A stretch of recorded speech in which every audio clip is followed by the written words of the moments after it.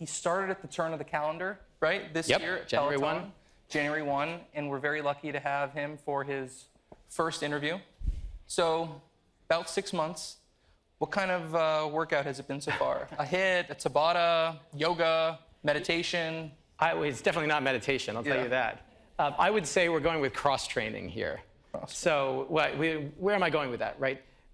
Cross-training means you got to work on your cardio and build up your endurance, but you also have to work on strength. And so we've been doing a lot of that in the company, right? We're working on establishing the mission and the purpose and the values of the company and the strategy that's going to carry us through the long term, but we're also building the muscle that we need to be successful, reigniting the innovation engine of the company and getting people, both members and all of our team members, including our instructors, newly excited about Peloton. So I'm going with cross-training.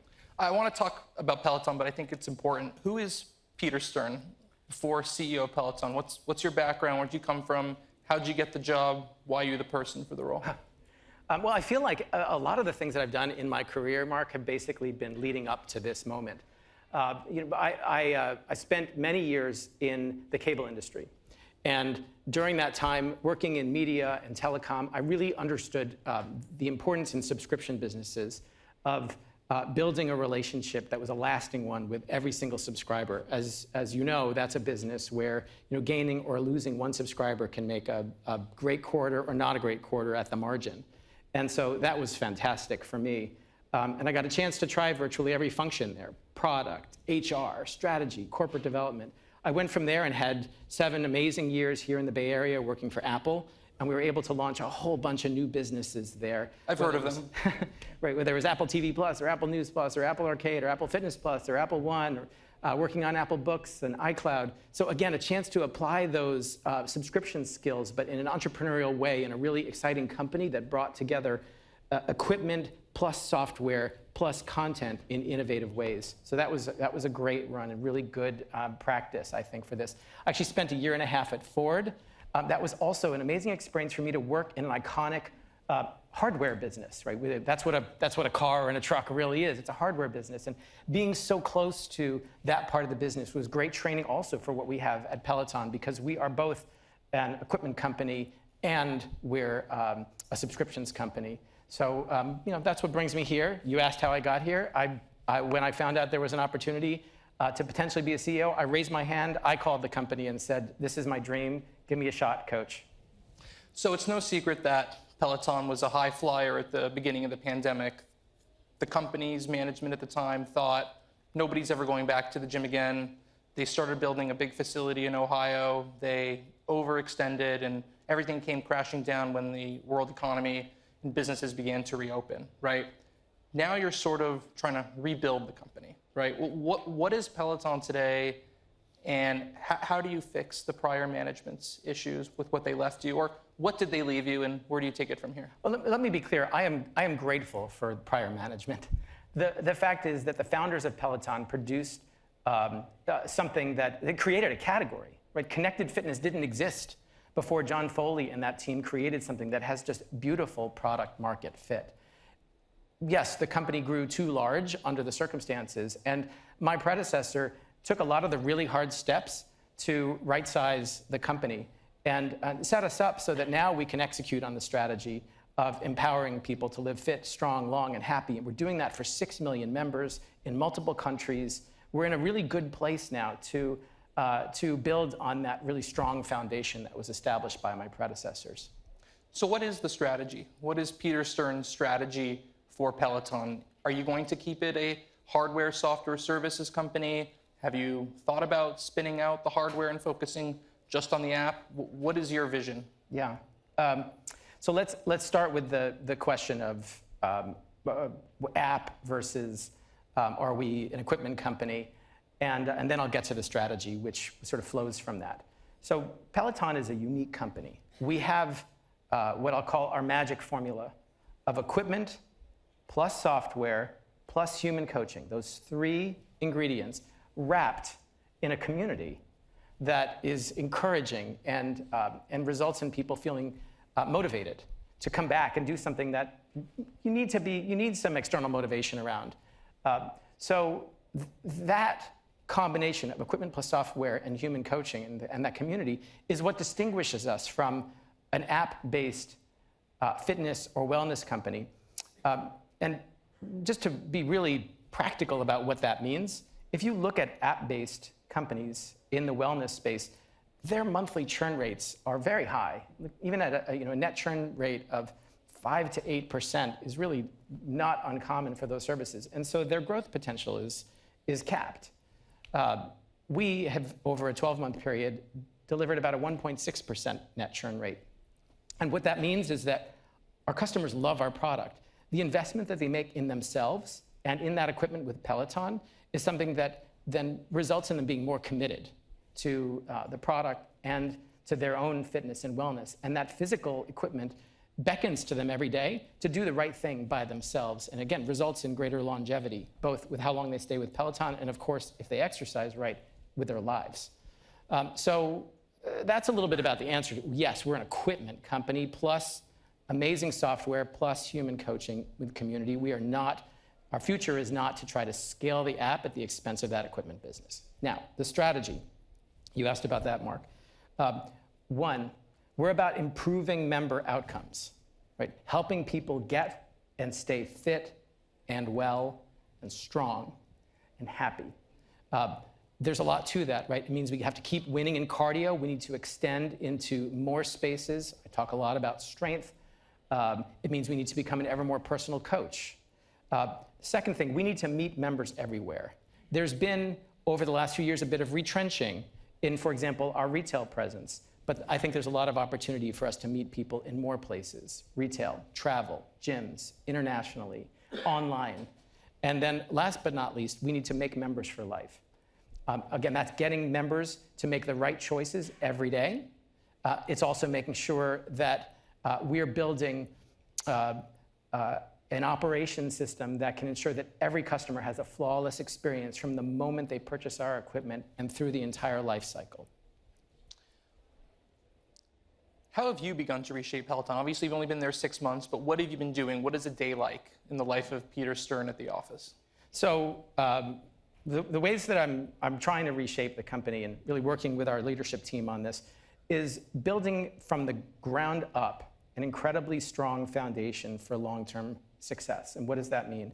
It means that we restated the purpose of the company: empowering people to live fit, strong, long, and happy. The mission of the company, reestablished our values around lifting people up and bringing your best and believing in what we do because it's so important to millions of people's lives. We have then, based on that, started to build the strategy that I described and identified within that strategy 25 initiatives that are ranked from 1 to 25 because you can't give everything the same amount of attention as the others. But that has allowed us as a company to focus on the things that are most important and that are aligned with that strategy. So the answer to how do I spend my day? Well, the first thing I do try to do is get some exercise in. A typical day for me is like this morning, getting up and doing a little bit of cardio, ran to the gym actually, and then did also some strength training. And then I'm mostly spending my time working on those 25 initiatives with our team members, trying to define how we can serve our members better. And if I can spend my time on that kind of substance, that's a really great day. What are the top 3 of your 25?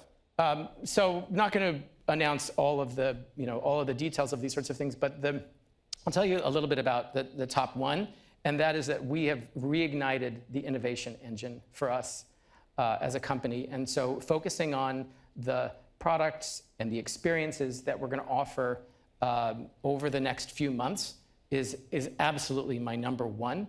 Another one that I think is really important that we're focused on is how we use AI to deliver personal experiences for our members. That is another one that I'm spending an enormous amount of time on, so huge priority for us. Talk to us a little bit more about that, about AI, and what does the future of fitness look like with AI at its core? Yeah, so every member is different. They all have different intents for why they choose to become a member of Peloton. That can change over time, so we need to not just get to know you, but we need to evolve along with you. Every member is different in terms of their baseline level of fitness, their level of commitment, their level of confidence, And so, one of the things that I really value is the human coaching that our amazing instructors provide at Peloton, but I want to find ways to scale them by creating individualized programs for each of our members so that they can get the right class from the right instructor that's personalized for them. A really simple example of how we're doing it right now is that we do something called power zones on bike, or we do pace targets on tread, where we actually set individualized speeds or levels of effort for each of our members. But then we've introduced a new set of features called personalized plans. And we've had, at this point, I think over 600,000 of our members have started a personalized plan. And the system basically understands your goals and then builds a plan out for you. And we deliver real results with these sorts of things. So just to give you an example of how this stuff really does make a difference. For example, when one of our members buys a treadmill, within the first 4 weeks of using the treadmill, we're on average reducing their mile time by 30 seconds. Right? So we can make real differences in somebody's conditioning. And that translates not just into more confidence and better performance as an athlete, it translates into a longer life. What about data collection, so you can get some more information about the user and then use AI to optimize their workouts? Do you need a wearable? Do you need a new heart rate strap? Do you need more sensors on the treads and bikes themselves? Yeah, we're very lucky in this regard, in that our members are doing a lot of that hard work for us. So we have a great partnership with Google Fitbit, for example. We have done integration with Garmin smartwatches, because a lot of top athletes choose that. And we also are working with the Apple Health app to make sure that we can import data from there. A very large fraction of our members have an Apple Watch. And that Apple Health app basically can act for many, many members as basically a Rosetta Stone for us, allowing us to get access to the data that we need with the permission of the member. Once we have that data, now we can use the third-party information that our members are providing us. But we have such rich first-party information on our members as well, based on the workouts that they're doing on our machines and how much they're pushing themselves. If they have a watch, we can look at their heart rate and we can impute then how much effort they're expending. And if they don't have a watch, we can basically compare them with members who do have one. And so we can basically determine how hard you're working. And we can, for example, calculate things like a cardio fitness score. So I'm really excited about how we'll be able to use data to deliver ever more personalized experiences for our members. So you said you did a workout this morning. Obviously, Peloton's based in New York, so you're here, probably stayed in a hotel. Yeah. How important is the hotel business and the gym business to Peloton under Peter Stern, and compare it to someone buys one for their home business? Yeah, so the nice thing about this is these are not either-or situations. I think it might have been perceived that way in the past, but it's absolutely not. Let's take travelers in hotels as an example. If you're the type of person who is in a hotel, then you're a person who is investing in yourself.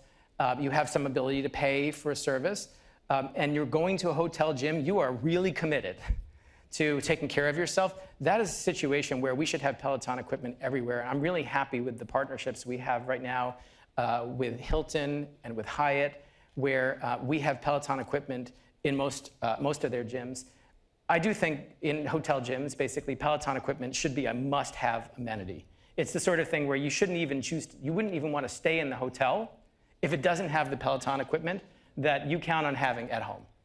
And then that's a great way for us to meet new members, because some people might not have had a chance to try our equipment out, but while you're traveling at a hotel gym where you've got a little time on your hands, that's a great way to do it. Now, with regard to commercial gyms, there's also tremendous opportunities there. We have a number of pilots taking place with all sorts of gyms, including the Y, so we can try to make Peloton equipment as accessible as possible. But one of the things that I'm really excited about, and this is not something that we've really talked about publicly before. Not a lot of people know that we own Precor, which is one of the leading providers of equipment to gyms everywhere. We are bringing Precor in to basically be the lead partner in a commercial operating division for Peloton. And the Precor business has the skills to be able to install and service equipment to the exacting standards of gym operators who have a very heavy duty cycle on that type of equipment. And so we're going to be able to bring Peloton equipment into more gyms with the capabilities of Precor. At the same time, we're now bringing Peloton workouts onto Precor equipment, which will really differentiate that Precor equipment in the minds of gym operators and hopefully open up even more new audiences for them. So I would basically say this is a long overdue post-merger integration that we're doing with Precor and making it the foundation for our commercial business. How do most people buy a Peloton, right? Are they subscribing to it with your rental program? Are they doing installments? Are they buying it outright? And then earlier this week, you launched a new program, sort of a resale website, like a Craigslist for Peloton, I guess you can call it. Talk to us about that. I would say actually the two largest channels are people buying Peloton equipment from our website. Go to onepeloton.com and it's all there, and it's a really great way to buy it. But one of the largest ways for us to acquire new members is in the secondhand market. So you raised, Mark, this announcement that we had a couple days ago about something called Repowered. And the idea here is that there are lots of Peloton bikes in particular that are out there in the world that are being underutilized. And that does no one any good. I'd love for people to get back on the bike. It's the right thing for them. Certainly it's great for us as a company. But if you're not going to use a Peloton bike, we want to make it really easy for you to get that into the hands of someone who will love it. And historically, that's taken place, for example, on Facebook Marketplace. And that's absolutely fine for people who want to do that. But it means that you need to transact with a stranger on both ends and potentially have that stranger come into your home. And so what we're trying to do is streamline that and deliver a more premium experience for those secondhand customers. And what this does is it allows us to get our bikes that are built to last into the hands of people who will love it at a price that's a fraction of a new bike. And there's no capital expenditure for us as a company. There's no environmental impact associated with producing those bikes because they're already out there in the world. And so it's a great way to help somebody get fit and grow our business. Last question for you. Peloton, standalone business for years to come? Is it potentially an acquisition target for a larger company? What do you see as the I was not hired to sell this company. I was hired to bring this company back to growth, to reinvigorate it, and it is happening. So we are a standalone company for years to come.